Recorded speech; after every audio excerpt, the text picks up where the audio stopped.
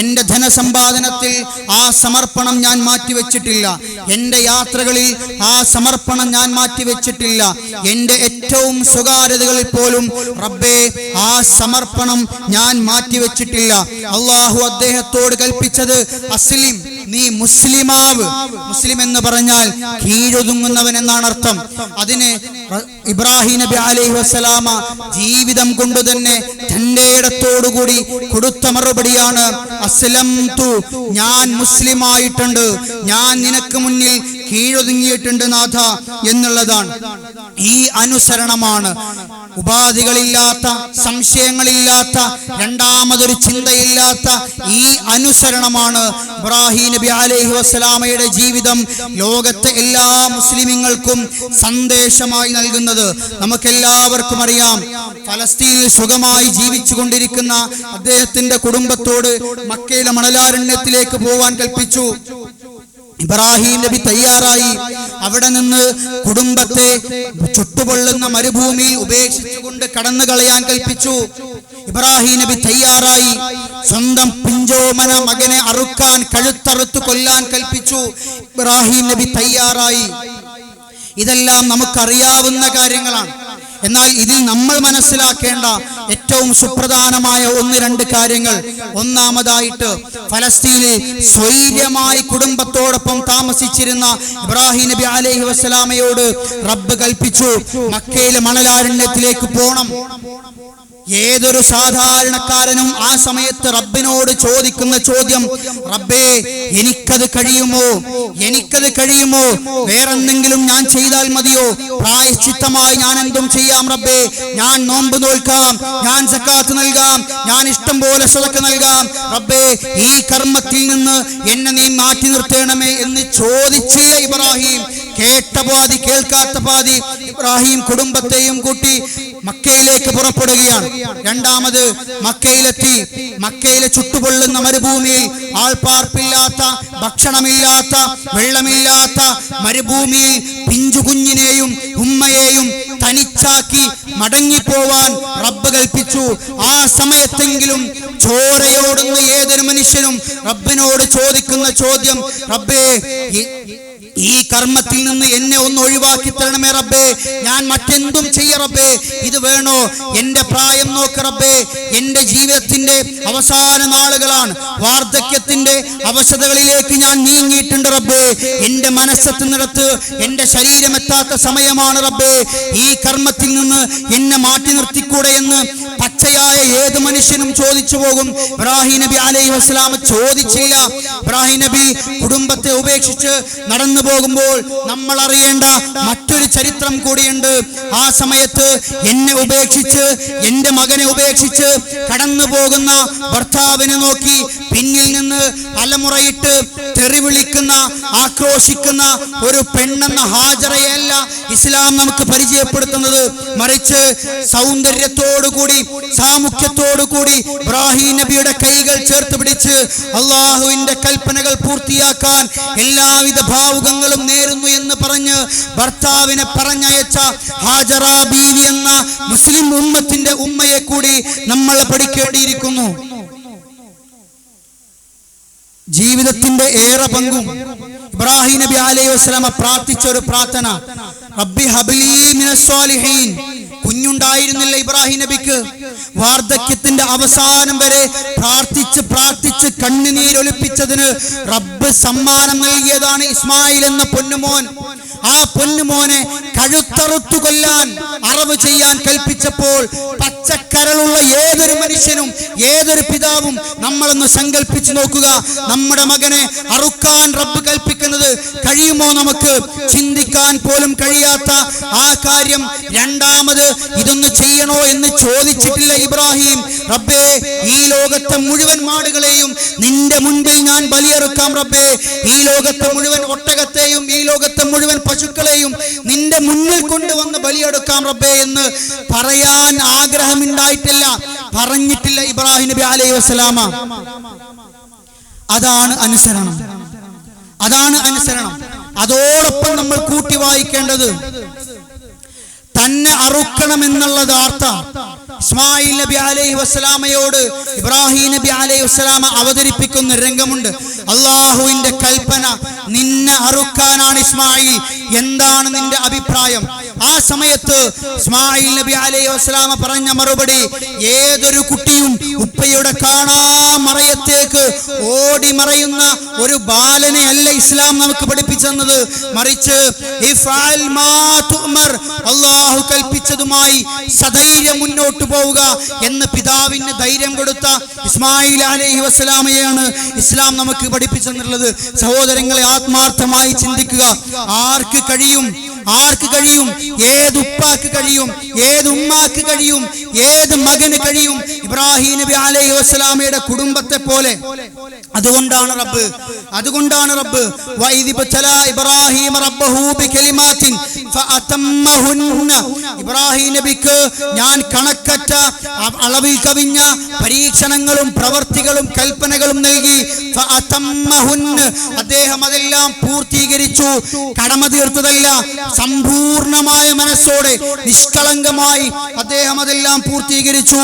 അതുകൊണ്ട് ഇന്നി ജാഇലുക ലിന്നാസി ഇമാമാ, ഈ ലോകത്തെ കോടാനുകോടി മനുഷ്യർക്ക് ഇമാമായിക്കൊണ്ട്, നമുക്കെല്ലാം ഇമാമായിക്കൊണ്ട് നിന്നെ ഞാൻ നിശ്ചയിച്ചിരിക്കുന്നു ഇബ്രാഹിം എന്ന് വെറുതെ പറഞ്ഞതല്ല റബ്ബ്. അതോടൊപ്പം കൂട്ടി വായിക്കേണ്ട ഒന്ന്, ഇബ്രാഹിം ഹനീഫ, അള്ളാഹുവിന്റെ അപേക്ഷയല്ല കേട്ടോ, അള്ളാഹുവിന്റെ അഭ്യർത്ഥനയല്ല, അള്ളാഹുവിന്റെ കൽപ്പനയാണ്.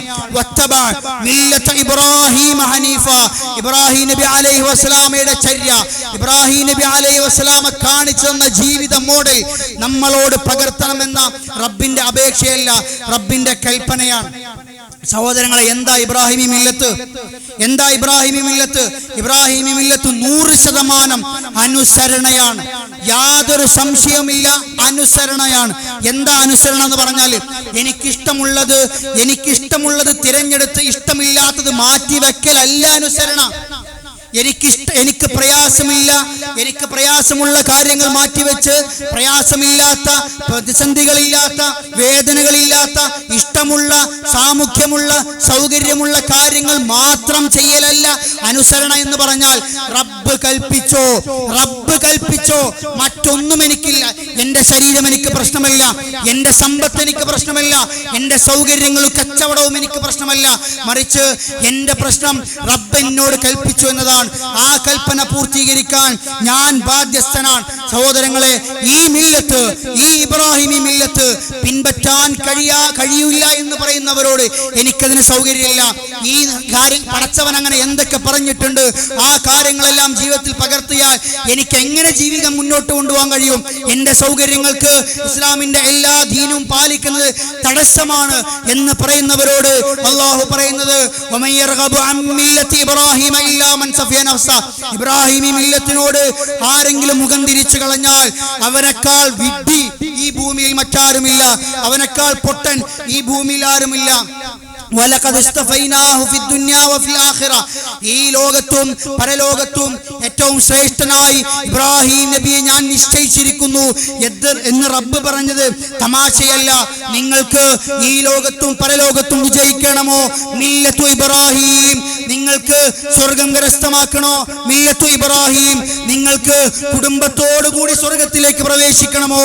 മില്ലത്തു ഇബ്രാഹിം. നിങ്ങൾക്ക് ഈ ഭൂമിയിൽ ഏറ്റവും അല്ലാഹുവിന് വേണ്ടി സ്വയം സമർപ്പിച്ചവനാവണോ? മില്ലത്തു ഇബ്രാഹിം. ഈ മില്ലത്ത് ഇബ്രാഹിം പിൻപറ്റാൻ നമ്മൾ ബാധ്യസ്ഥരാണ്. ഇബ്രാഹിം നബി അലൈഹി വസല്ലമ തന്റെ മക്കൾക്ക് നൽകുന്ന സന്ദേശം, തന്റെ മക്കളോട് ഉപദേശിക്കുന്ന രംഗം ഖുർആൻ പരിചയപ്പെടുത്തുന്നുണ്ട്. ഇന്നല്ലാഹ അസ്തഫാ ലക്കുമുദ്ദീൻ, നിങ്ങൾക്ക് അല്ലാഹു ദീൻ നൽകിയിട്ടുണ്ട്. ഫലാ തമൂതുന്ന ഇല്ലാ വഅൻതും മുസ്ലിമൂൻ. എത്രയോ തവണ കേട്ട് കേട്ട് കേട്ട് തഴമ്പിച്ച വാക്കുകളാണല്ലേ. ഫലാ തമൂതുന്ന ഇല്ലാ വഅൻതും മുസ്ലിമൂൻ. നിങ്ങൾ മുസ്ലിമീങ്ങളല്ലാതെ മരിക്കരുത്. ഇവിടെ മുസ്ലിമീങ്ങൾ ഉദ്ദേശിക്കുന്നത് എന്താ? മുസ്ലിമീങ്ങൾ എന്ന് പറഞ്ഞാൽ എന്താ?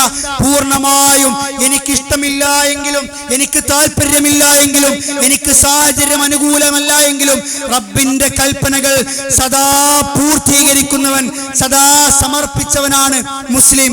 ആ മുസ്ലിം അല്ലാതെ മരിക്കരുത് എന്നാണ്. അല്ലാതെ ഷഫീഖ് എന്നോ അബ്ദുള്ള എന്നോ നൂറുന്നീസ എന്നോ പേരിൽ നിന്ന് മാറിയിട്ട് മരിക്കരുത് എന്നല്ല, പൂർണ്ണമായും മുസ്ലിമായി തന്നെ മരിക്കണമെന്നാണ്. നമ്മളോട് ജീവിതത്തിൽ അള്ളാഹു ഏറ്റവും കൂടുതൽ ചൊല്ലാൻ പറഞ്ഞ ദിക്ർ ഒരു പക്ഷേ അല്ലാഹുമ്മ സ്വല്ലി അലാ മുഹമ്മദിൻ വഅലാ ആലി മുഹമ്മദ്. അല്ലാഹുവേ, മുഹമ്മദ് മുസ്തഫ സ്വല്ലല്ലാഹു അലൈഹി വസല്ലമക്കും അദ്ദേഹത്തിന്റെ കുടുംബത്തിനും നീ കാരുണ്യം ചൊരിയണമേ റബ്ബേ. കമാ സ്വല്ലൈത, നീ കാരുണ്യം ചൊരിഞ്ഞതുപോലെ അലാ മൂസ എന്നല്ല, അലാ ഈസ എന്നല്ല, അലാ ഇദ്രീസ്, അലാ യാഖൂബ് എന്നല്ല, അലാ ഇബ്രാഹിം വഅലാ ആലി ഇബ്രാഹിം.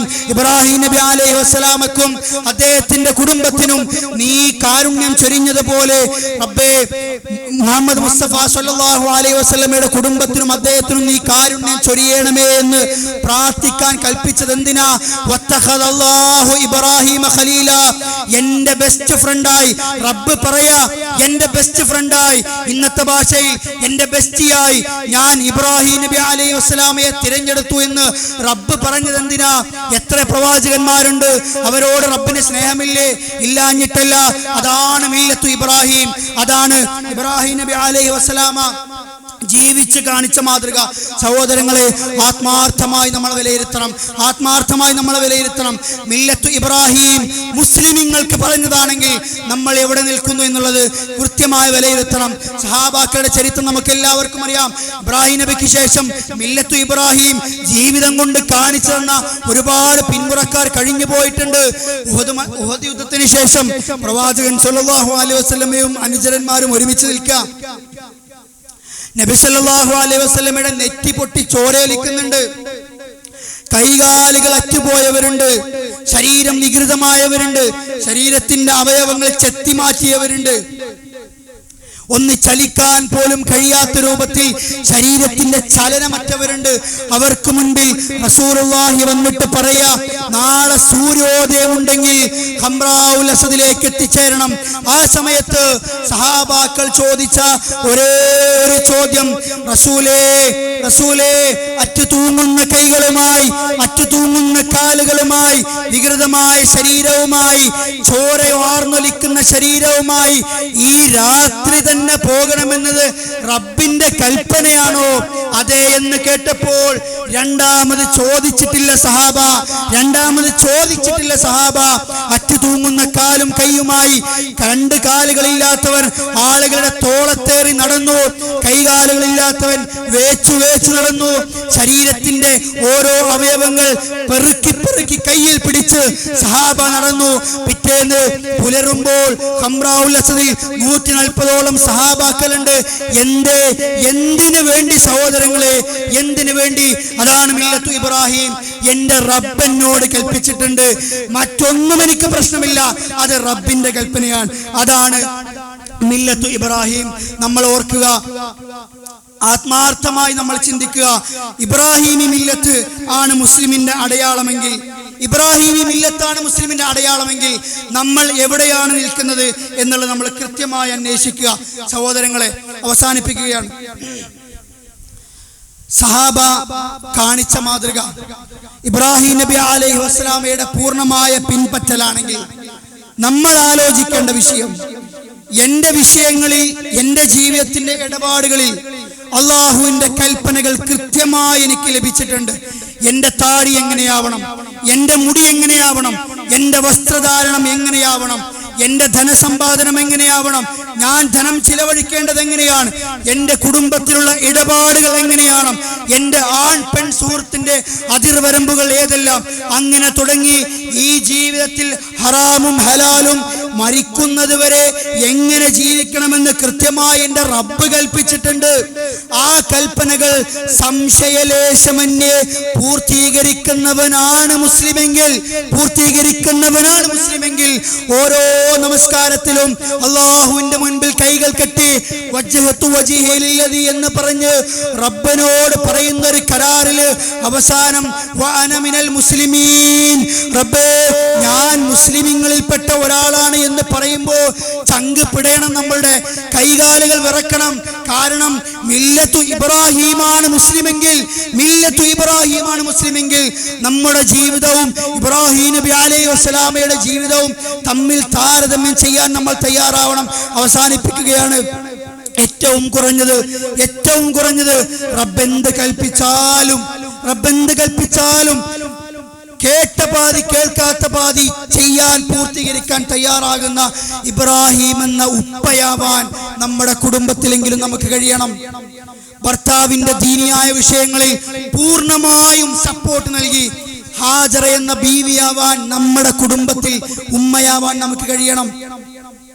ഒന്നും വേണ്ട, ഇസ്മായിൽ എന്ന മകനാവാൻ കുടുംബത്തിന്റെ ഏതൊരു തീരുമാനത്തിനും റബ്ബിന്റെ മുൻപിൽ റബ്ബിന് ഏറ്റവും മുൻഗണന കൊടുത്തുകൊണ്ട് തീരുമാനമെടുക്കാൻ കഴിയുന്ന ഇസ്മായിൽ എന്ന മകനാവാൻ നമുക്ക് കഴിയണം. അതാണ് ഈ ഈദുൽ അദ്ഹയുടെ ഏറ്റവും വലിയ സന്ദേശം.